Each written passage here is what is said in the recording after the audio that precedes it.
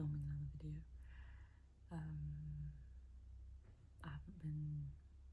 Obviously I haven't been uploading anything.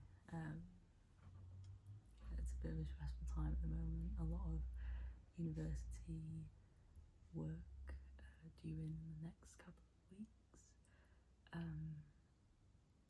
But I thought that I would do another book video and I would go through the books that I'm reading for this semester of university for my English course. So all of these books are some variation of science fiction, because I'm taking a science fiction course. I'm honestly not a science fiction fan, really, in terms of sort of, I feel like people who like science fiction are very into it. I'm not. I just find the themes quite interesting, and before sort of last year I'd never really read any sci-fi or fantasy or anything.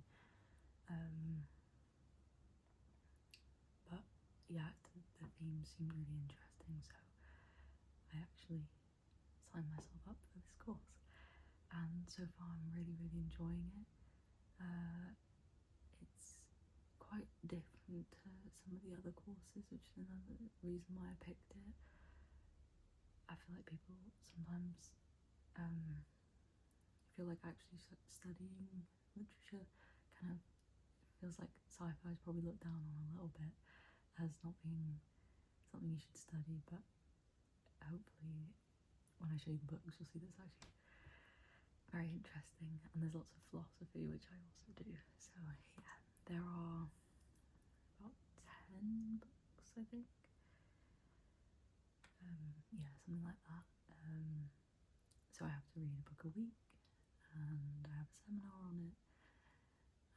Yeah, I'm just going to take you through and read the blurb, and I'll tell you about any of the books I have already read, because we are nearly halfway through terms. I have read a few of these now. Yeah, I'm trying to keep up and to read everything. That is sometimes difficult, especially when essays due, and when stuff is busy. It's hard to keep up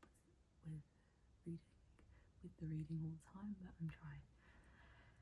Okay, so the first book is Island of Dr. Moreau, H.G. Wells. So this is, H.G. Wells is a very well-known science fiction author, like a very classic sci-fi author. I think this is Victorian. I'm not sure exactly when it's 1896. So yeah, it's more like classic sci-fi, but I started reading this like before, this was week 1, so I started reading this before we started. It's about a man who is shipwrecked, and he is found by these explorers, these men who they are conducting experiments on animals. They've been kind of excommunicated from the scientific communities in England. I think it's, yeah, England. And they are basically trying to turn animals into human beings. And this man finds this out, and he basically encounters all these animals who, it's pretty much about the kind of Victorian anxiety surrounding evolution and the idea that perhaps we'd like regress and sort of we have more animalistic tendencies than we kind of think, and that was a big anxiety at the time, and you can really see that through the book. But yeah, this man kind of has all these encounters with these weird human animal people, and then by the end of the book he can't bear to be in amongst society, kind of Gulliver's Travels, if anyone's ever read that, that kind of idea that he can't bear humans because he sees how closely linked we are to animals. It was good. It wasn't something that, it's honestly probably better to study than to read. I didn't really find it that gripping. At times I found it a bit slow, and I didn't really, I wasn't enjoying it. You know, it felt like a bit of a slog. But yeah, it's interesting. I do like the sort of idea that, you know, maybe like I like studying about that kind of like anxiety, and that kind of period of history is interesting. So yeah, that's the first book. I haven't read any other H.G. Wells, but I do want to. Yeah, there are others on the course I've preferred so far. So the week after that was it was Brave New World, Aldous Huxley. I read this and I did my A-level coursework on this when I was 18, and this is, I'm reading it for the second time. I was like, wow, this is amazing. This is actually really amazing, and I thought I didn't really appreciate it back then in the same way, but reading it again, I thought this is such a good book. So, and as you can see, I have annotated it because I am writing an essay on this currently. Yeah, this is more of a dystopian novel. It's basically a world where everyone is controlled by happiness in a way. Everyone is happy all the time. They've eliminated suffering and disease. People don't really get old in the same way. They don't have to experience negative emotions. They take this drug called soma, and that's kind of mass produced, so they can always escape reality basically. And they've gotten rid of kind of natural method of conception, so they're not, people don't have mothers and fathers. They are sort of born in test tubes. They're made in test tubes. They're mass produced human. They're mass producing humans. So yeah, it's very kind of yeah, it's pretty worrying in part, but it's very good.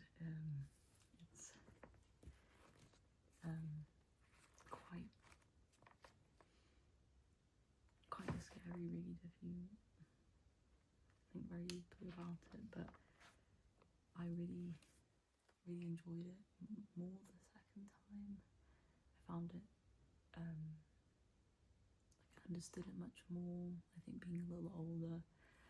And yeah, I'm currently writing an essay on it and talking about kind of the idea of happiness and what does it mean to be happy, those sort of ideas. So that's Brave New World.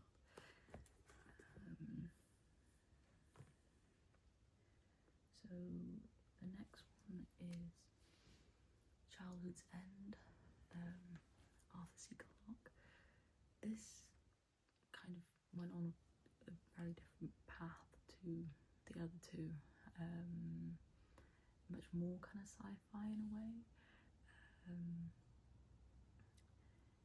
it's basically about these overlords come to Earth and they govern Earth and they eradicate war and suffering, sort of. They basically, they're benevolent overlords who they make Earth a better place, but they don't sort of interfere too much. And no one really knows why they're there. And it's all sort of about it's about the kind of, well, it's set in Cold War kind of era. So yeah, the kind of there's resistance to these overlords. People don't like it because it makes them kind of feel inferior, like they can't actually govern. We can't actually govern Earth ourselves, and it takes away our autonomy. But I found this really interesting in terms of themes, like the way it dealt with this idea of something ruling over us in the way of sort of, it's almost like a god, and how the people in the book react is interesting. So I think it says a lot about how we kind of, it's interesting the way of like predicting what we would do in that situation. Yeah, I found this, I was really gripped by it actually. Tabbed quite a few things in this as well, and I wasn't really expecting to feel so gripped by it, but it was, yeah, I was turning the pages. But they kind of bring utopia to Earth. They turn Earth into kind of utopia, but then it's kind of revealed, which I obviously won't say, but it's kind of revealed that the overlords don't have actually great intentions. So yeah, very interesting book. I may write on it, I may not, but yeah, very good. Okay, so the next one I didn't actually get around to reading fully because it's sort of approaching essay time and I was a little bit, I was doing other things, but is The Left Hand of Darkness, Ursula K. Le Guin. I do actually really want to read this because my boyfriend's read a lot of her and really likes her, and what he says about it, it seems like it would be up my street as well.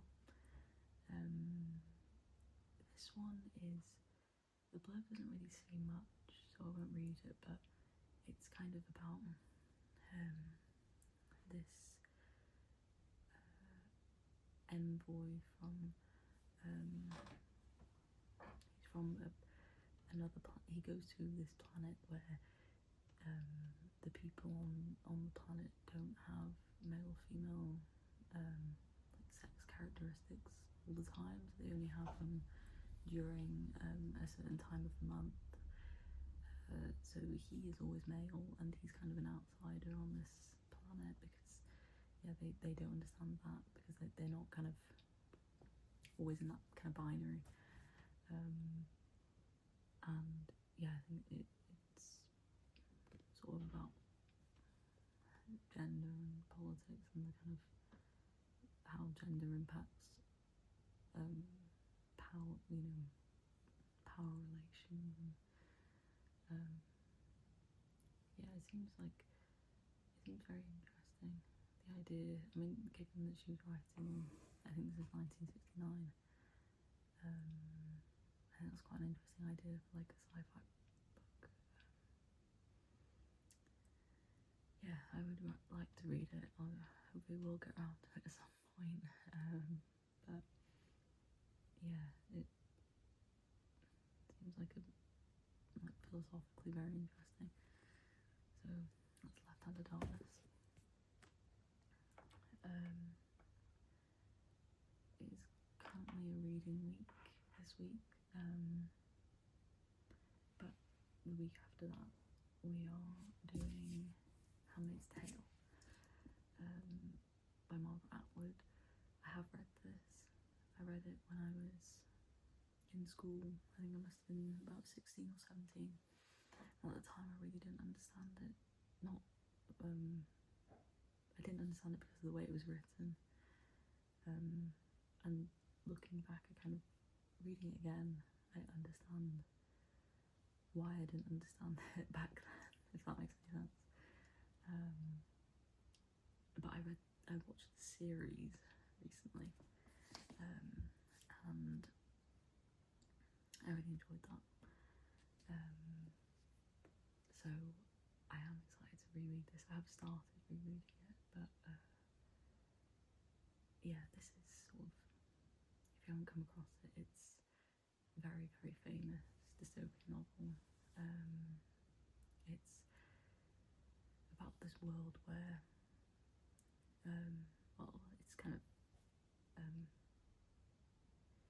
I think it's sort of more modern, like it's kind of set in America, or it's sort of America, but it's gone into this sort of, it's called Gilead, and it's been taken over. It's like America's been taken over by these kind of people who want to kind of go back to very conservative values, and because there's like a dropping birth rate, in the country, these people are able to get into power because babies aren't being born, so they need to change something. And yeah, it follows, they have these things called handmaids, who are these women who are they're basically raped every month by commanders, so powerful men, and their job is to have children because they are fertile women, and it's a very horrific world, an idea, or a very horrific place, it seems like.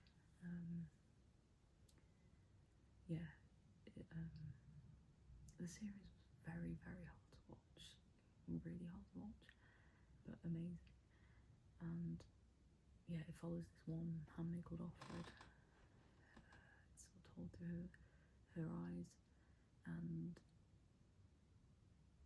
the women are just treated awfully, and is very scary. I may very well write on this. I think out of all of them, this one's probably one that should be read, because very kind of interesting idea, but also very scary. So yeah, it's Handmaid's Tale. Sorry if these explanations are not great. I'm trying my best, but I struggle with that sometimes. Okay. This is the next book. Dhalgren. I think that's how you pronounce it. Samuel R. Delaney. First off, this book was very expensive, but it's huge. I think it's over 800 pages. And it's just under 800 pages, but yeah, I'm not sure I'll be getting through all of this one, quite honestly. And it's apparently a very, very difficult read in the way that it's very weird, very strange. There are a lot of kind of trigger warnings that he gave us for this book. I'll maybe read the back. In the crippled city of Bologna, 2 moons appear. A huge blood-red sun rises. Landmarks shift, time contracts, and savage gangs roam the lawless streets. When the kid wanders into Bologna, he finds the few people still there struggling to do what they can to survive, but the kid is blessed with great strength and a huge capacity for love. Yeah, I think at points there's like a novel within the actual novel.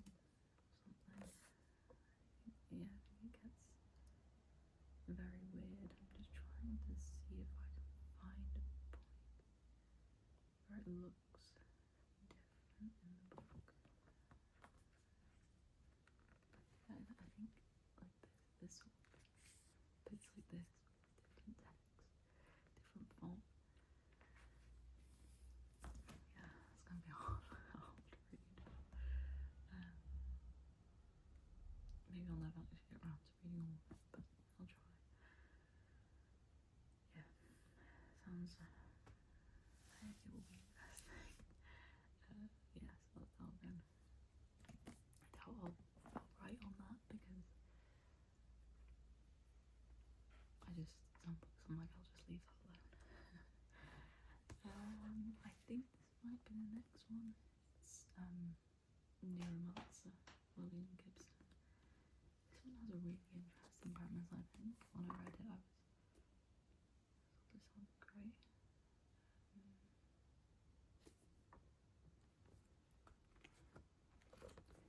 We have a summary on the back. I think it might be something to do with computers or something. I don't know. But yeah, I've never read any William Gibson. I'm sure it'll be a good read and it's not too long. I'll just read the back because it doesn't really give anything. But William Gibson revolutionised science fiction in his 1984 debut Neuromancer. The writer who gave us The Matrix and coined the term cyberspace produced the first novel that won the Hugo Nebula and Philip K.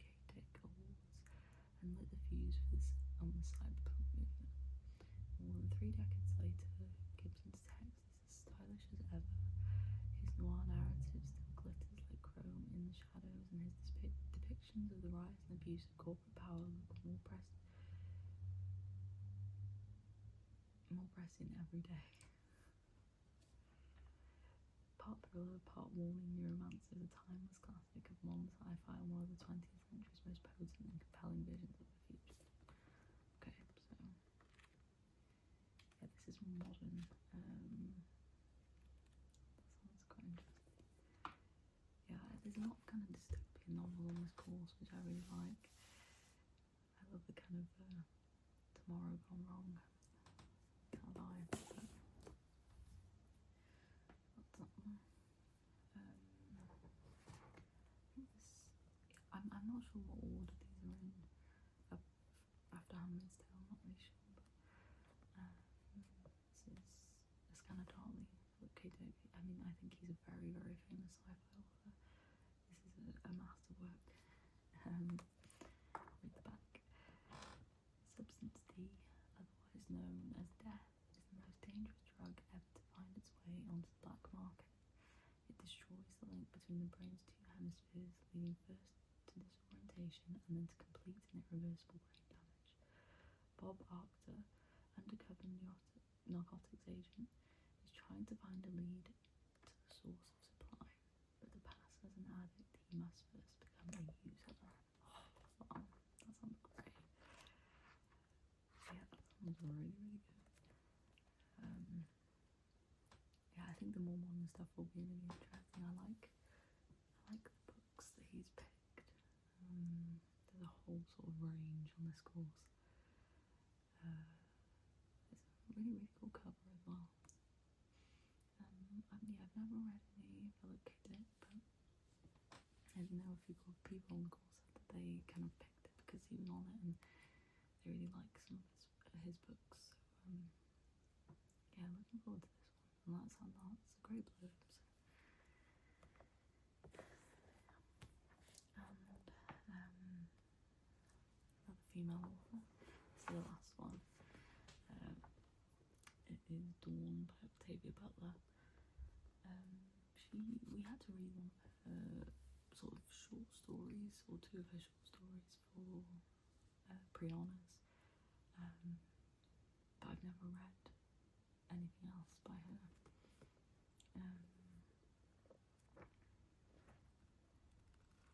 I like the way he has tried to include female. I mean, he has sort of made it relatively equal, I think.